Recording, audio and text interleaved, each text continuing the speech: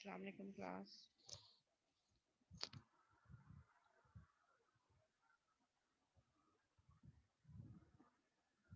जी बेटा, आवाज़ क्लियर आ रही है बेटा? वॉइस में कोई डिस्टर्बेंस तो नहीं है?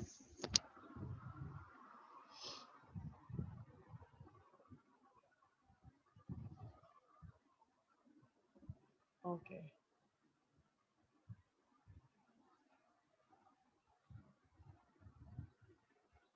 स्टार्ट करते हैं क्लास। अच्छा, लास्ट टाइम हम लोग मेथड हमने ऑपरेटर ओवरलोडिंग पढ़ी थी कि how can be overload operator as well. ठीक है, तो उसी का कुछ लास्ट की एक दो स्लाइड्स आई गेस रह गई थी, तो वो हम देख लेते हैं।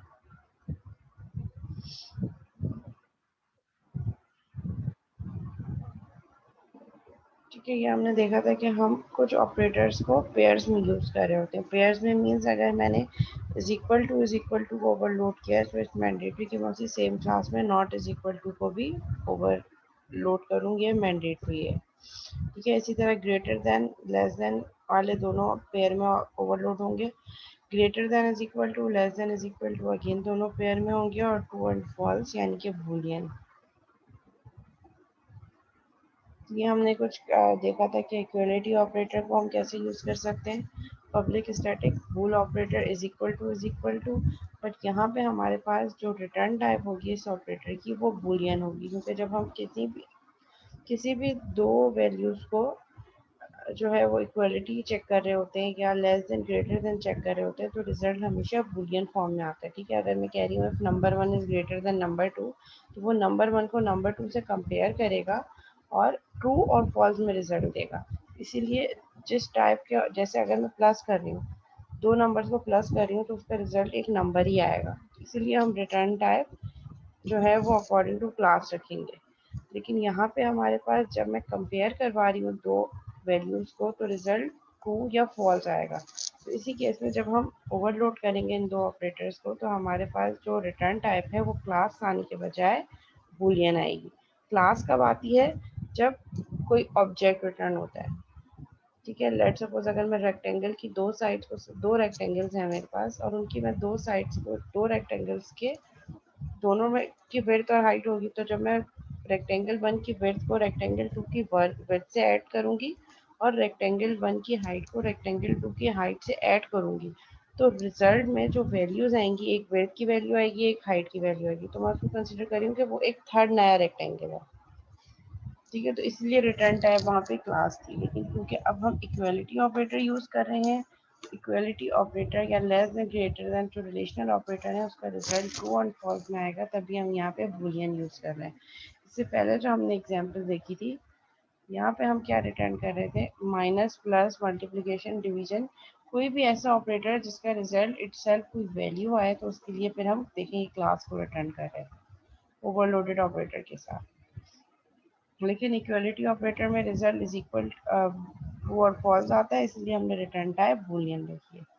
ठीक है, इक्वलिटी ऑपरेटर के लिए हमने को किस तरीके से ओवरलोड किया? Public static bool operator is equal to, ये ऑपरेटर भी दो ऑब्जेक्ट्स इनपुट लेगा, दो objects of class point, same class के दो डिफरेंट ऑब्जेक्ट्स इनपुट लेगा, इज इक्वल टू का ऑपरेटर।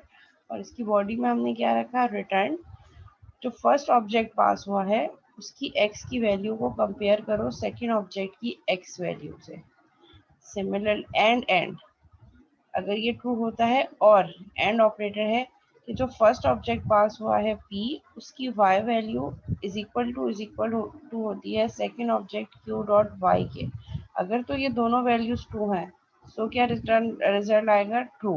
सो रिटर्न कर दो जो भी इस एक्सप्रेशन का रिजल्ट आ रहा है, तो या तो ट्रू होगा या फॉल्स होगा, depending on values of p dot x, q dot x, p dot y and q dot y. ठीक है, फिर नेक्स्ट हमने क्या किया? इज इक्वल टू को ओवरलोड किया, तो मैंडेटरी है कि हम नॉट इज इक्वल टू को भी ओवरलोड करें। So not is equal to पे हमने क्या काम किया? नॉट इज इक्वल टू में हम दोबारा से ये एक्सप्रेशन लगा सकते हैं, इज इक्वल टू की जगह नॉट लगाकर। लेकिन चूंकि हमने ऑलरेडी जो है वो कंपैरिजन परफॉर्म किया है, equality comparison on p and q, दो ऑब्जेक्ट पे हम ऑलरेडी इक्वलिटी चेक कर रहे हैं, तो उसके लिए हमने क्या किया, return not of p is equal to q. तो ये जब p is equal to q, ये जो दो ऑब्जेक्ट यहाँ पे आ रहे हैं, उसके लिए वो क्या चेक करेगा, इस वाले ओवरलोड पे आएगा, क्योंकि हमने इसको कॉल कर दिया नॉट इज इक्वल टू तो इज इक्वल टू कहाँ ओवरलोड हुआ है, यहाँ। तो अगर हम नॉट इज इक्वल टू वाला कंपेयर करते हैं फॉर एग्जाम्पल, तो ये क्या करेगा, इटसेल्फ ओवरलोड ऑपरेटर के अंदर हमने एक और ओवरलोडेड ऑपरेटर को कॉल कर दिया, return not of p is equal to q.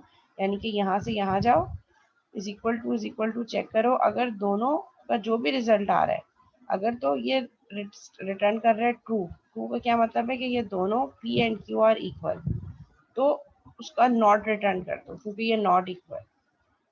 तो अगर तो ये ट्रू रिटर्न कर रहा है, so not of true false, तो नॉट इज इक्वल टू यहाँ पे फॉल्स हो जाएगा। हम इसको ऐसे भी कर सकते हैं, और अगर हम चाहें तो हम इसको किस तरीके से चेंज कर सकते हैं नॉट इक्वलिटी को, कि हम इज इक्वल टू की जगह नॉट इज इक्वल टू लगा दें। तो आप दोनों में से कोई भी मेथड इसमें से यूज कर सकते हैं। चलिए मैं इसको आपको कोड करके बता देती हूँ ताकि कंफ्यूजन क्लियर हो जाए। ठीक है, ये एग्जाम्पल यहाँ पे गिवन है, not is equal to rectangle की क्लास है, ठीक है, प्लस माइनस वाला पी यहाँ पे हुआ, मल्टीप्लीकेशन भी हो रही है, प्लस प्लस भी हो रही है, is equal to and not is equal to. देखें, हम यहाँ पे नॉट इज इक्वल टू में, जैसे इज इक्वल टू में हमने वन बाय वन दोनों को कंपेयर करवाया है, इसी तरह हम यहाँ पे नॉट इज इक्वल टू भी कर सकते हैं। और सेकंड ये हो सकता है कि हम, क्योंकि इक्वलिटी हम ऑलरेडी इक्वल टू में चेक कर चुके हैं, ठीक है, तो ये एक्सप्रेशन नॉट के साथ दोबारा लगाने से बेटर है कि हम क्या करें, हम यहाँ पे कहें return not of r1 is equal to r2। दो ऑब्जेक्ट जो यहाँ पे पास हो रहे हैं नॉट इक्वलिटी ऑपरेटर के साथ, उनको किस पे कॉल करवा दो, r1 is equal to r2, उनकी कंपेयर जो है वो इक्वलिटी चेक कर लो थ्रू दिस ऑपरेटर। इसका जो भी रिजल्ट आए उसको निगेट कर दो। अगर तो ये इक्वल कह रहा है कि ये ट्रू है, तो नॉट ट्रू क्या आएगा, उसको निगेट कर देगा। अगर ट्रू आ रहा था तो फॉल्स कर देगा, और अगर ये एक्सप्रेशन फॉल्स आ रही है तो ये क्या आ जाएगा, ये यहाँ पे false. r1 is equal to r2, basically हमने ये काम दोबारा से नॉट इक्वलिटी चेक करने के बजाय हमने जो इक्वलिटी ऑपरेटर का रिजल्ट आ रहा है उसको चेक करवा दिया, और उसका जो रिजल्ट है उसको निगेट करवा दिया। तो आप चाहें तो ये स्टेटमेंट यूज कर सकते हैं, आप चाहें तो इस तरीके से भी काम कर सकते हैं। जी क्लास क्लियर है ये?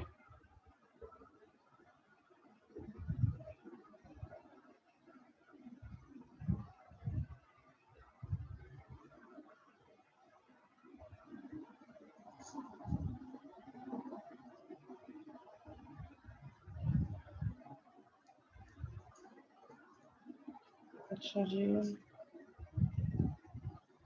ठीक है। कब ये ओवरलोडेड ऑपरेटर कॉल कब होगा, हमें कैसे पता चलेगा कि हमारा प्रोग्राम का कंट्रोल यहाँ ओवरलोडेड ऑपरेटर में आया है, जब हम इसको कॉल करेंगे। लेट्स सपोज हमने दो ऑब्जेक्ट बनाए, पॉइंट ए पॉइंट बी, और if A is equal to B, हमने is equal to A and B are not normal variables, they are name of objects. तो जब हमने इक्वलिटी ऑपरेटर को ऑब्जेक्ट के साथ यूज करके इफ की स्टेटमेंट दिया, तो ये हमारा प्रोग्राम का फ्लो यहाँ से निकल के कहाँ चला जाएगा, इस overloaded operator is equal to compare करेगा इसको, और उसकी बेसिस पे कोई वैल्यू रिटर्न कर देगा, या तो ट्रू या फॉल्स, अगर दोनों बराबर हुई। इस केस में क्या रिटर्न करेगा, फॉल्स, क्योंकि ये क्या करेगा, ये चेक करेगा ए के एक्स को बी के एक्स से। ए का एक्स 1 है और बी का एक्स 3 है, so A dot X is equal to B dot X, ये फॉल्स हो गया, क्योंकि एंड ऑपरेटर में दोनों ट्रू होना जरूरी है। अब ये ट्रू हो या फॉल्स हो फर्क नहीं पड़ता, क्योंकि फर्स्ट वाला ये फॉल्स हो गया। तो जब ये फॉल्स हो गया तो ओवरऑल एक्सप्रेशन का रिजल्ट मेरे पास क्या आएगा, रिटर्न हो जाएगा फॉल्स इस केस। और यहाँ पे इफ की स्टेटमेंट के अंदर जो भी आपने पार्ट दिया होगा वो ट्रू और फॉल्स के अकॉर्डिंगली एग्जीक्यूट होगा, क्योंकि ये फॉल्स हो गई, ये कंडीशन ट्रू नहीं है, तो इफ वाला अल्टरनेटिव एग्जीक्यूट नहीं होगा। जो आपने एल्स में अगर कुछ दिया होगा तो एल्स वाला पोर्शन एग्जीक्यूट होगा। ये चीज़ें जब तक आप प्रैक्टिकली खुद से कोड करके नहीं देखेंगे, ये सब यहाँ पे सिर्फ थ्योरी क्लास लेने से समझ नहीं आएगा। इसके लिए प्रैक्टिकली आपको बहुत ज़्यादा प्रैक्टिस करनी पड़ेगी। ठीक है, we can overload compound assignment as well. Compound means मेरे पास एक क्लास है, दो उसके एट्रीब्यूट्स हैं, लेट्स सपोज एक्स और वाई इंटीजर के। मैंने पैरामीटराइज कंस्ट्रक्टर यूज़ किया और प्लस के ऑपरेटर को ओवरलोड कर दिया। So we can use compound statement as well. c plus is equal to b which is equal to c is equal to c plus b। यहाँ पे हम क्या कर रहे हैं, दो ऑब्जेक्ट क्रिएट किए हमने, a और b नाम के, वैल्यूज असाइन कर दी पैरामीटराइज कंस्ट्रक्टर के थ्रू। सो ए की वैल्यू x के लिए 1 और y के लिए 2 हो जाएगी, और ऑब्जेक्ट b के लिए x की वैल्यू 3 और y के लिए 4 हो जाएगी। तो मैंने एक थर्ड ऑब्जेक्ट क्रिएट किया पॉइंट c, जिसको मैं कह रही हूँ a प्लस बी, यानी कि दो ऑब्जेक्ट a और b को आपस में ऐड कर दो। अब ये ऐड कैसे करेगा, ये ऐड करेगा a के जो x वाली वैल्यू है उसको b के x वाली वैल्यू से ऐड करेगा, इसी तरह a की y वाली वैल्यू को b की y वाली वैल्यू से ऐड करेगा। तो 3 प्लस 1 4, 4 प्लस 2 6। तो जो नया ऑब्जेक्ट बना c, उसके x की वैल्यू हो गई 4 और b की वैल्यू हो गई 6। फिर मैंने एक और कंपाउंड स्टेटमेंट यूज की, मैं कह रही हूँ c plus is equal to b which is equivalent to c is equal to c plus b। यानी कि एक c की वैल्यू को अपडेट कैसे करो, c की वैल्यू में ही b को ऐड कर दो। तो c हमारे पास क्या कैलकुलेट हुआ था, 4 एंड 6। तो 4 और 6 यानी कि c का x कोऑर्डिनेट 4 एंड c का b कोऑर्डिनेट 6 को ऐड कर दो b से, जो कि 3 और 4 है। ठीक है, सो हमारे पास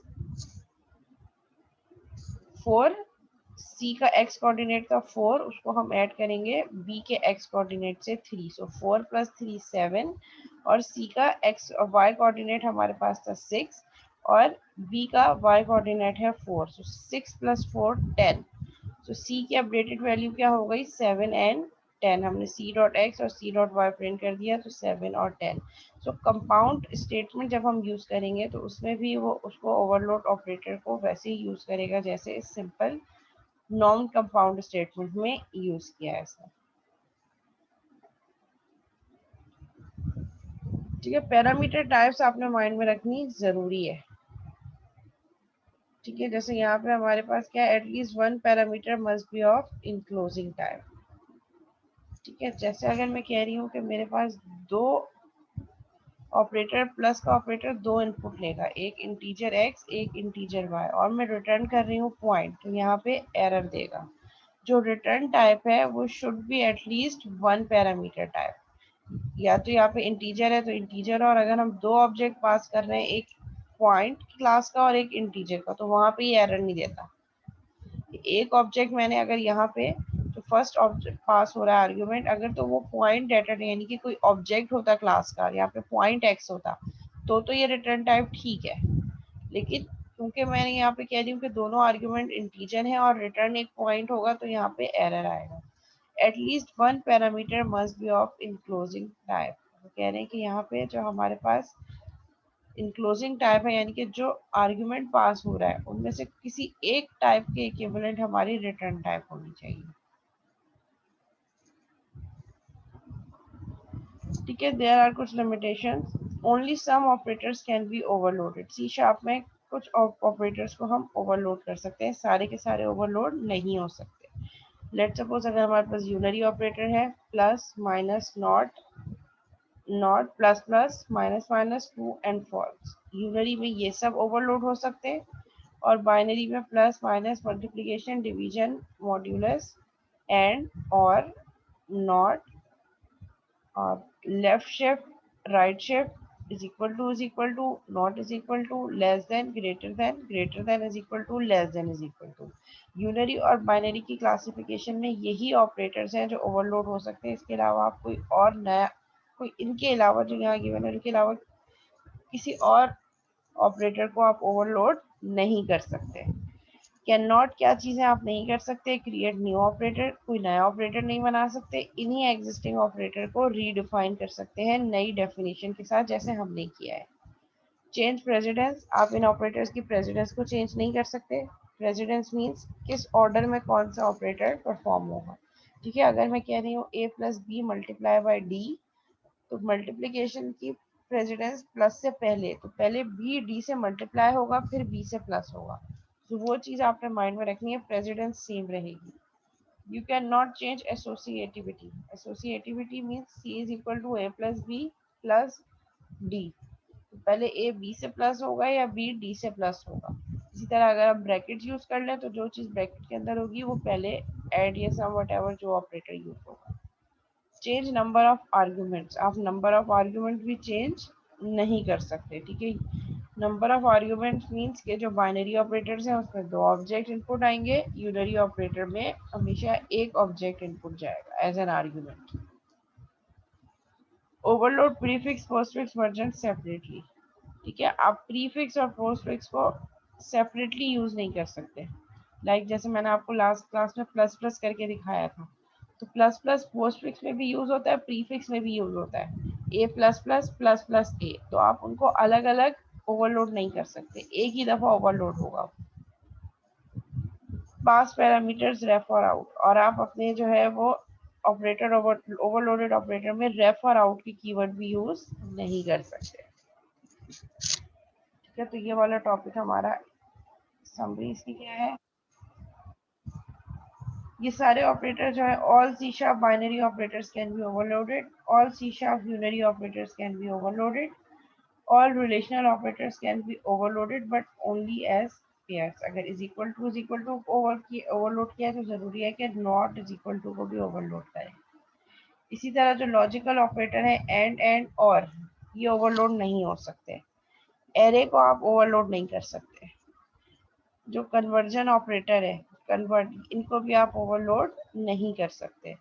compound statement plus is equal to minus is equal to, this compound statement operator can be overloaded but in C sharp these operators are automatically overloaded when their respective operator is overloaded। जैसे plus है तो plus को जब आपने यहाँ पे binary में overload कर दिया तो वो कंपाउंड स्टेटमेंट में भी वैसे ही काम करेगा जैसे यहाँ पे स्टेटमेंट भी थी। ठीक है, सिंपल प्लस को ओवरलोड किया तो जब हम कंपाउंड स्टेटमेंट यूज कर रहे हैं तो वो प्लस इसी वाले ओवरलोडेड ऑपरेटर को कॉल करेगा। इसके लिए कंपाउंड स्टेटमेंट के प्लस के लिए आपको अलग से प्लस को दोबारा से ओवरलोड करने की जरूरत नहीं है। और जो ये वाले कीवर्ड है हमारे पास, simple is equal to dot जो मेंबरशिप ऑपरेटर है, कॉमा टर्नरी ऑपरेटर्स और pointer, new is as size of, इन ऑपरेटर्स को आप ओवरलोड नहीं कर सकते। तो these are the operators which can be overloaded. ठीक है, ये ऑपरेटर ओवरलोडिंग का टॉपिक हमारे पास खत्म हो गया है। Next topic which are going to discuss is overriding. ठीक है, अभी तक हमने पॉलीमॉर्फिज्म की एक टाइप पढ़ी है, स्टैटिक बाइंडिंग। स्टैटिक या कंपाइल टाइम जिसको हम ओवरलोडिंग कह रहे हैं। तो नेक्स्ट टाइप है हमारे पास वो होती है method overriding. Method having same name and exactly same parameter list. Overloading में तो ये था ना, एक ही क्लास के अंदर सेम नेम के डिफरेंट मेथड्स हो सकते हैं लेकिन उनके पैरामीटर्स डिफरेंट होंगे, यानी कि नंबर ऑफ इनपुट्स या आर्ग्यूमेंट्स डिफरेंट होंगे। लेकिन जब हम बात कर रहे हैं ओवरराइडिंग की, तो overriding is that method having same name and same parameter list. ठीक है, जिसको हम कह रहे हैं run time polymorphism overriding. Run time पे हमारा कंपाइलर डिसाइड करेगा, न्यू का कीवर्ड जब उसको मिलेगा तभी वो डिसाइड करेगा कि कौन सा मेथड कॉल करना है, क्योंकि मेथड का नेम भी सेम है और मेथड की पैरामीटर लिस्ट भी सेम है। Method overriding uses runtime polymorphism, means runtime पे कंपाइलर डिसाइड करेगा कि जो सेम नेम के मेथड है इनमें से कौन सा मेथड कॉल होना है, क्योंकि आर्ग्यूमेंट भी सेम होंगे। It is also called late binding. उसको रन टाइम पॉलीमॉर्फिज्म भी कह सकते हैं, लेट बाइंडिंग भी कह सकते हैं, डायनामिक बाइंडिंग भी कह सकते हैं।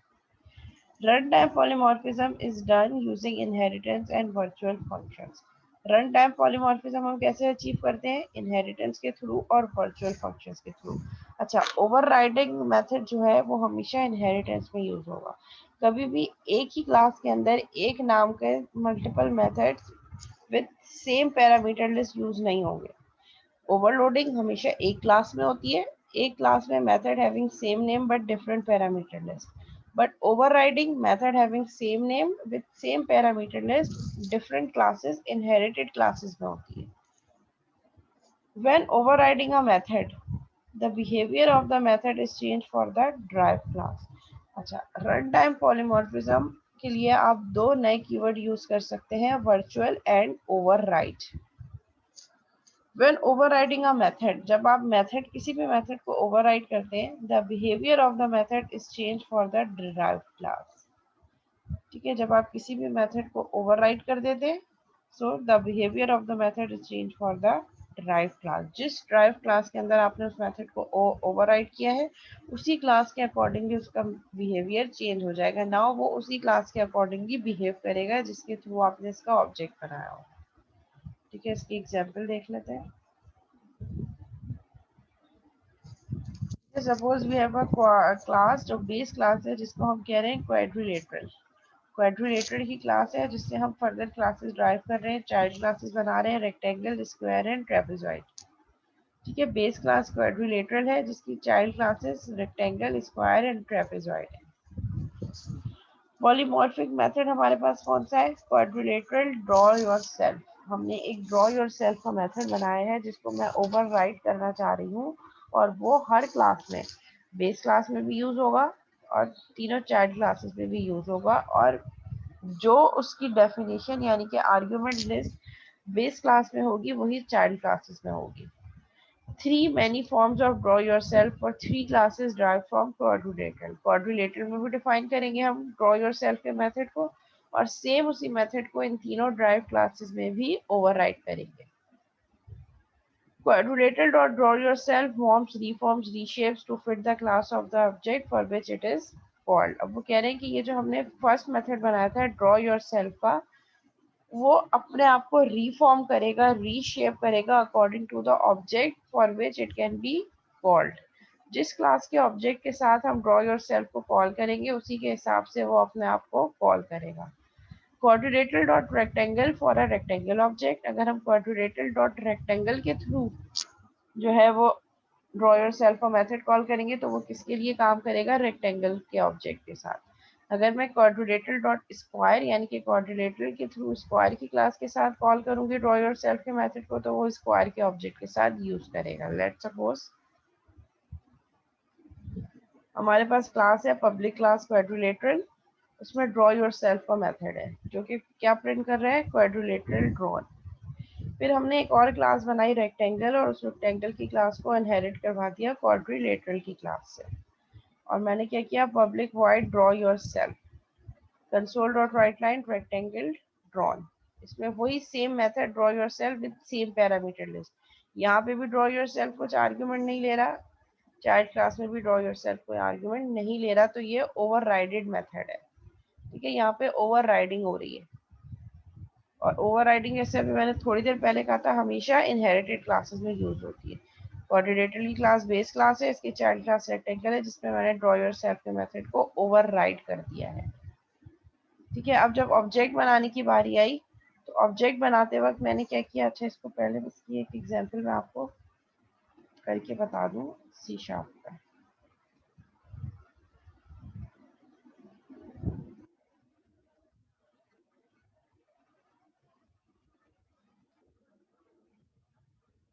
लेट्स सपोज यहाँ पे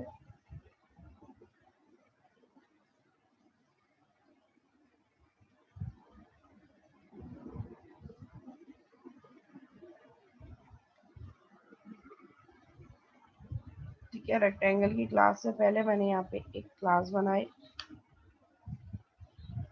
पब्लिक क्लास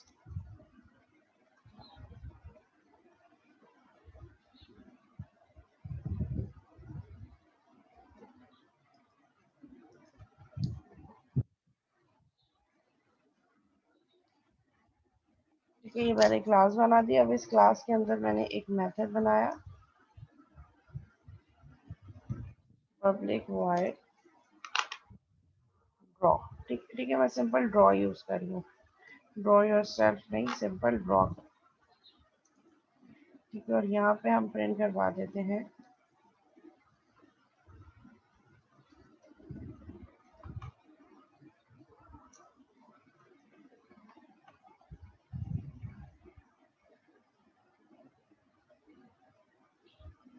क्वाड्रिलेटरल ड्रॉन, ठीक है, कि हमारे पास क्वाड्रिलेटरल ड्रॉ हो चुका है। ठीक है, फिर रेक्टेंगल की क्लास को हमने इनहेरिट करवाया, किससे? ये क्वाड्रिलेटरल की क्लास से।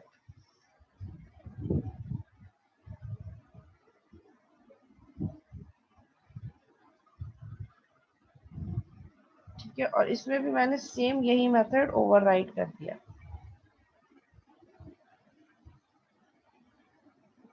और यहाँ पे मैंने बस क्या किया, इसकी डेफिनेशन को चेंज कर दिया, रेक्टेंगल ड्रॉन। ठीक है, दो क्लासेस है, एक पेरेंट क्लास है जिसमें ड्रॉ का मेथड है, और एक चाइल्ड क्लास है जिसमें अगेन ड्रॉ के मेथड को मैंने ओवररूट कर दिया। सिंपल, अभी मैंने वर्चुअल और ओवरराइड के कीवर्ड यूज नहीं किए।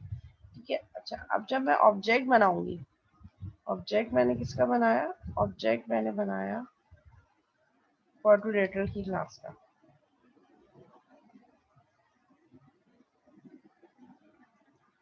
Q1 is equal to new.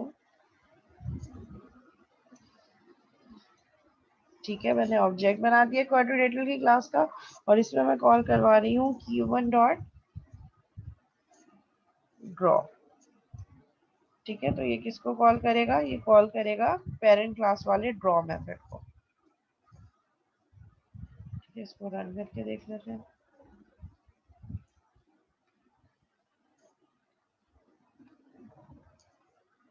ठीक है, क्वाड्रिलेटरल ड्रॉन। सिमिलरली जब मैं ऑब्जेक्ट बनाऊंगी रेक्टेंगल का, सो एक चीज अगर आपको याद हो कि जब हम इनहेरिटेंस करते हैं, रेक्टेंगल क्या है? क्वाड्रिलेटरल की क्लास को इनहेरिट कर रही है। सो मैंने रेक्टेंगल का ऑब्जेक्ट बनाया,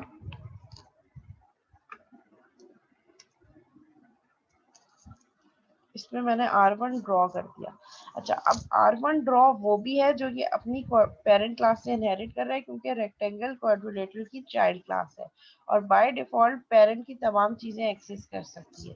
तो ये R1 डॉट ड्रॉ जो है, अब जब मैं ये कॉल करूंगी तो अब तक जो हम इनहेरिटेंस पढ़ते आए हैं उसके अकॉर्डिंगली क्या प्रिंट होना चाहिए? क्वाड्रिलेटरल ड्रॉन, क्योंकि चाइल्ड क्लास जो है वो पेरेंट क्लास के ड्रॉ मेथड कॉल कर रही है।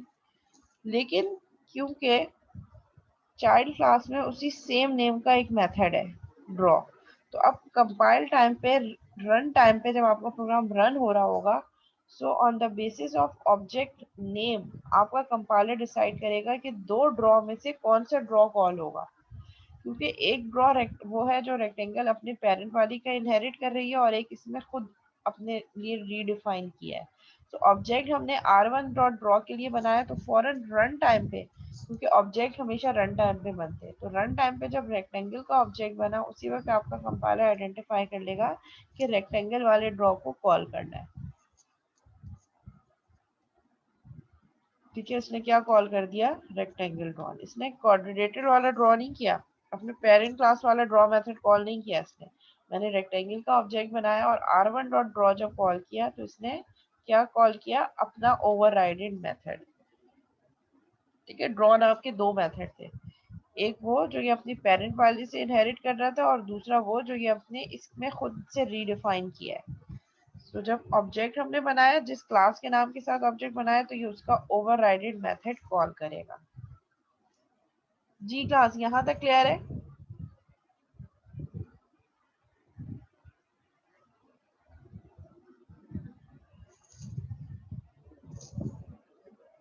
यहाँ तक कोई क्यूरी, कोई सवाल तो नहीं है?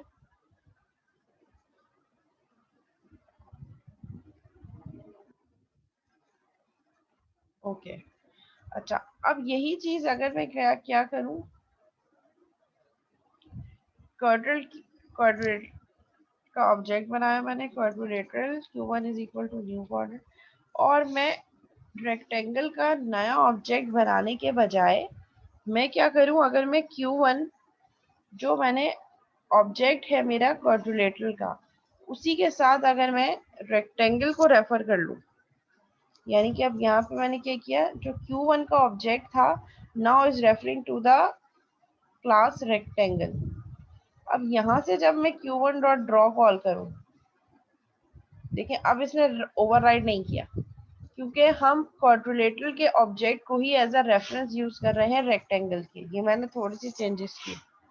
ठीक है, आप चाहें तो मैं रिपीट कर देती हूँ। ठीक है, अंडू कर देती हूँ। ठीक है, पहले मेरे पास रेक्टेंगल की क्लास का एक अलग ऑब्जेक्ट था और क्वाड्रिलेटरल की क्लास का अलग ऑब्जेक्ट था। क्वाड्रिलेटरल से जब मैंने ड्रॉ कॉल किया तो इसने पेरेंट वाले को ड्रॉ को कॉल किया, और रेक्टेंगल क्योंकि इटसेल्फ चाइल्ड क्लास है, मैंने उस रेक्टेंगल की क्लास का एक अलग से ऑब्जेक्ट बनाया, R1 और R1 डॉट ड्रॉ कॉल कर दिया। सो ड्रॉ के दो मेथड है, एक तो वो जो रेक्टेंगल अपने पेरेंट से इनहेरिट कर रहा है, और एक वो जो उसने खुद से रीडिफाइन किया है। क्योंकि ये रेक्टेंगल का ऑब्जेक्ट है R1 डॉट ड्रॉ, तो ये रीडिफाइन किया हुआ ओवरराइड मेथड को कॉल करेगा। लेकिन अगर मैं रेक्टेंगल का नया ऑब्जेक्ट ना बनाऊं, मैं क्या कहूँ कि जो मैंने Q1 जो क्वाड्रिलेटरल जो पेरेंट क्लास का ऑब्जेक्ट था उसी को एज अ रेफरेंस यूज करूँ फॉर चाइल्ड क्लास, कि Q1 पहले क्वाड्रिलेटरल को रेफर कर रहा था, अब वही ऑब्जेक्ट जो पेरेंट क्लास का है now it's referring to the child class of rectangle, but है ये वही ऑब्जेक्ट जो पेरेंट क्लास का है। यानी कि पेरेंट के ऑब्जेक्ट को मैं चाइल्ड से रेफर करवा के अगर Q1 डॉट ड्रॉ करवाऊंगी, तो अब ये क्या करेगा, अब ये ओवरराइडेड मेथड नहीं शो करेगा बल्कि पेरेंट वाला ही मेथड शो करेगा। देखिए, Q1 डॉट ड्रॉ भी पेरेंट को कॉल कर रहा है, और Q1 now is referring to the object rectangle, और उसके थ्रू जब मैंने Q1 डॉट ड्रॉ करवाया तो तब भी ये क्वाड्रिलेटरल ही शो कर रहा है। तो इसके लिए फिर हमें क्या करना पड़ेगा जी, ये समझ में आ गया ये पॉइंट,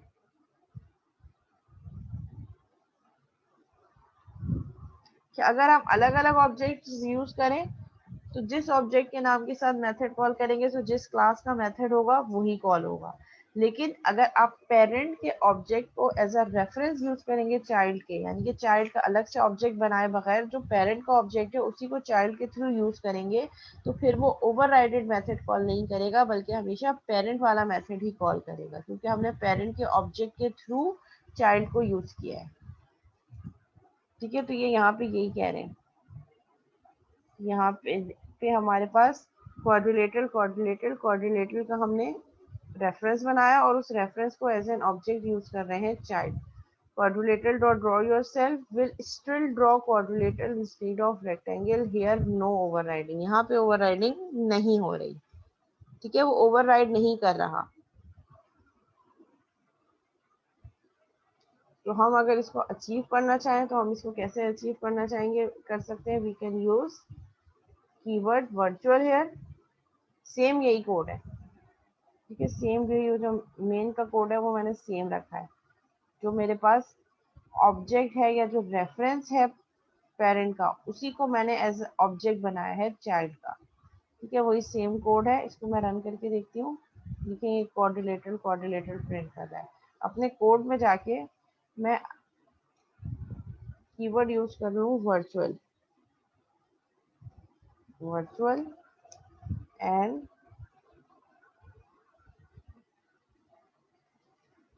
ओवरराइड।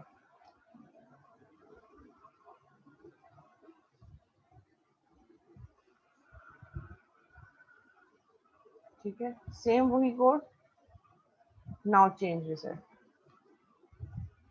क्योंकि अब ओवरराइड का कीवर्ड आ गया तो अब क्या होगा, जैसे ही Q1 के ऑब्जेक्ट के साथ ये Q1 ड्रॉ कॉल करेगा तो ये किस पे जाएगा, पेरेंट पे। और पेरेंट में इसको कीवर्ड मिला वर्चुअल, कि ये एक वर्चुअल मेथड है जो हमने पेरेंट क्लास के लिए डिफाइन किया है, सिर्फ उस वक्त तक के लिए जब तक चाइल्ड के ऑब्जेक्ट के थ्रू हम इसको रेफर ना करवाएं। ठीक है, तो ये क्या करेगा, इसको हटा देगा और फौरन इसके ओवरराइड मेथड पे चला जाएगा जो कि चाइल्ड क्लास में डिफाइन है, रेक्टेंगल ड्रॉन। इस तरीके से ये हम क्या कर रहे हैं, हम ओवरराइडिंग अचीव कर सकते हैं थ्रू कीवर्ड्स वर्चुअल और ओवरराइड, इन केस जब हम पेरेंट के रेफरेंस को एज एन ऑब्जेक्ट यूज कर रहे हैं चाइल्ड को। so we can use keywords virtual and override.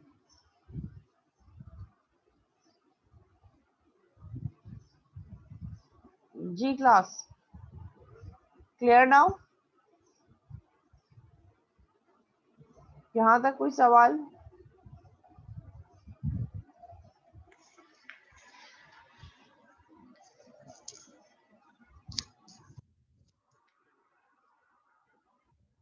ठीक है, इसकी जरा वर्चुअल की हम डेफिनेशन देख लेते हैं कोड अपनी स्लाइड पे जाके। ठीक है, क्वाड्रिलेटरल की क्लास जिसमें वर्चुअल वॉइड ड्रॉ योरसेल्फ का मेथड है। इसी तरह रेक्टेंगल की क्लास जो क्वाड्रिलेटरल को इनहेरिट कर रही है, इसमें हमने इसी सेम ड्रॉ योरसेल्फ के मेथड को ओवरराइड कर दिया। मेन मेथड से हमने रेफरेंस बनाया पेरेंट क्लास का, जब तक हम न्यू का कीवर्ड यूज नहीं करते वो रेफरेंस होता है। और quadrilateral is equal to new triangle, उस रेफरेंस को जो पेरेंट का रेफरेंस है उसको हमने चाइल्ड का ऑब्जेक्ट बना दिया। बट ये है किसका रेफरेंस, पेरेंट के थ्रू होकर आ रहा है। ठीक है, अब जब हम coordinator dot draw your self करेंगे तो इस केस पे वो रेक्टेंगल वाला जो है वो क्या करेगा, सॉरी, विल ड्रॉ रेक्टेंगल। ठीक है, ये मिस्टेक है इसमें। ठीक है, ये क्या करेगा, रेक्टेंगल वाले ओवरराइड मेथड को ड्रॉ कर देगा। ठीक है, क्योंकि रेक्टेंगल ड्रॉ हो जाएगा और क्या आउटपुट आ जाएगा, रेक्टेंगल ड्रॉन। ठीक है, अब इसकी हम जरा डेफिनेशन देख लेते हैं। Polymorphic methods are declared with virtual keyword, वो मेथड जो जिनको हमने आगे चाइल्ड क्लास में जाके ओवरराइड करना है उसके लिए हम वर्चुअल का कीवर्ड यूज कर सकते हैं। The keyword virtual means, virtual का क्या मतलब है, I might want to make another version of this method in a child class. Virtual क्या बता रहे हैं कि मैं चाइल्ड क्लास में अपने आप को रीडिफाइन कर सकता हूँ। इसी तरह जो ओवरराइड है, the override keyword is used to provide an implementation. Override method क्या यूज करेगा, ओवरराइड का कीवर्ड किस लिए यूज हो रहा है, जो प्रीवियस क्लास का जो मेथड है उसको ओवरराइड करने के लिए, उसका नया वर्जन प्रोवाइड करने के लिए। The override modifier allows a method to override the virtual method of its base class at runtime. ये ओवरराइड का क्या मेथड, ये कीवर्ड क्या करेगा, रन टाइम पे जो पेरेंट क्लास का वर्चुअल मेथड है उसको रन टाइम पे ओवरराइड कर देगा। यानी कि पुराने वाले को छुपा देगा और नए वाले को शो करेगा जो चाइल्ड वाला है। ठीक है, तो ये हमारे पास फंक्शनैलिटी है वर्चुअल और ओवरराइड की। जी क्लास यहाँ तक क्लियर है, कोई सवाल है तो पूछ सकते हैं आप लोग।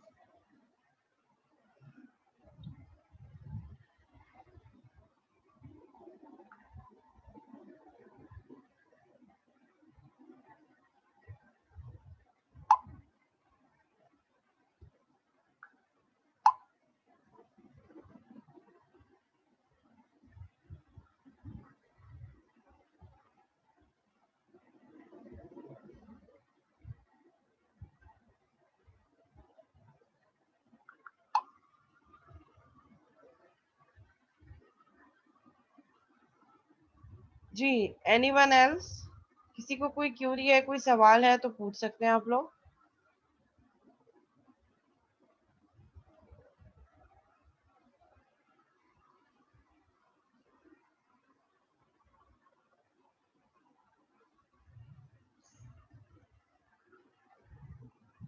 ओके, कोई सवाल नहीं है। अच्छा, मीटिंग एंड होने वाली है, सेम मीटिंग आईडी पे दोबारा ज्वाइन करेंगे फौरन।